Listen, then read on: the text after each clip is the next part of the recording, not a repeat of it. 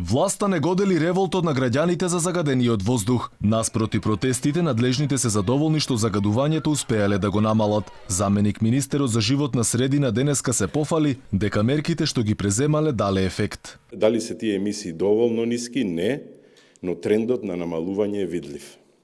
Некои ќе се повикаат на времето, климатските промени, но факт е дека и намалувањето на емисиите е резултат на заедничка акција на сите. Сепак и покрај мерките загадувањето и натаму е присутно, а македонските градови и натаму се во врвот на неславните светски рангирања по овој основ. Граѓаните постојано протестираат и бараат ефикасни мерки, а не козметички. Така беше и на последниот голем протестен марш во Скопје, кој на улица извади огромен број млади кои јавно го изразија својот револт. Но надлежните кои тврдат дека работат, сепак не беа до нив. Но тоа не беше случај кога тие беа во опозиција. Скопскиот градоначалник Петре Шилегов се извади дека бил на службено патување, па затоа не можел да ги удостои младите на маршот за чист воздух. Но заменик министерот за животна средина немаше објаснување.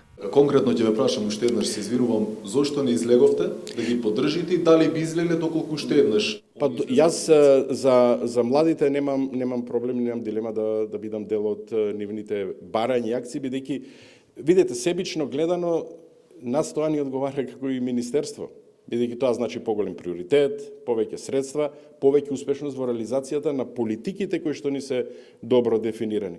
Еден од изворите на загадување е системот за грејење во студентскиот дом Кузман Јосифовски Питу кој се уште е на мазут. Јани Макрадули уверува дека овој систем наскоро ќе се промени. Инаку проблемот со загаденоста е повеќе од сериозен. Годишно по овој основ во земјава умираат околу 3.500 луѓе како последица на отровните честички во воздухот.